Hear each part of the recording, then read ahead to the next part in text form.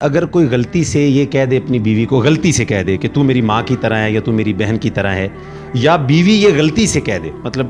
تم میرے باپ کی طرح ہو یا میرے بھائی کی طرح ہو، تو کیا پھر بھی رشتے پہ فرق پڑتا ہے یا نہیں؟ بیوی کے خامند کو کہنے سے کوئی فرق نہیں پڑتا، ذرہ برابر بھی کوئی مسئلہ ہی نہیں، اس کا کہنا نہ کہنا ایک برابر ہے۔ ٹھیک ہو گیا، وہ لگا ہوا ہے، نہیں سارا خواہ کچھ لگا غلطی ہوا سے ہو یا غصے سے ہو، غلطی سے ہو، چاہے قصدن ہو، چاہے غصے سے ہو، چاہے ارادہ دن ہو، جیسے بھی ہو، کوئی حیثیت نہیں ہے بیوی کے کہنے کی۔ ٹھیک ہو گیا، بیوی یہ کہہ دے تو میرے باپ کی طرح ہے، تو میرے بھائی کی طرح ہے، تو میرے بیٹے کی طرح ہے، یا کہہ دے میں نے تجھے طلاق دے دی، میں نے تجھے خلا دے دیا، جو مرضی کہتی رہے، اس کا کہنا لگا ہوا ہے، اس کی کوئی حیثیت ہی نہیں، ٹھیک ہو اس کا گیا، یہ اختیار ہی نہیں ہے۔ ٹھیک ہو گیا جی، یہ تو بات کلوز ہو گئی۔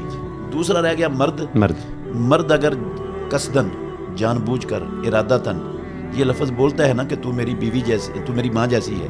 یا میری بہن جیسی ہے، تو پھر زہار ہو جائے گا۔ بیوی حرام نہیں ہوتی، زہار ہوتا ہے، نکاح نہیں ختم ہوتا، لیکن اس پر کفارہ واجب ہو جاتا ہے بیوی کے پاس جانے سے پہلے۔ وہ کفارہ اللہ رب العالمین نے سورہ 27 پارے کی پہلی آیت سورہ مجادلہ کی ابتدا میں وہ اللہ رب العالمین نے پہلی 2-3 آیتوں کے اندر بیان کر دی ہے کہ وہ ایسا بندہ اپنی بیوی کے پاس جانے سے پہلے جو ایسے کہہ چکا ہے، وہ ایک غلام آزاد کرے گا۔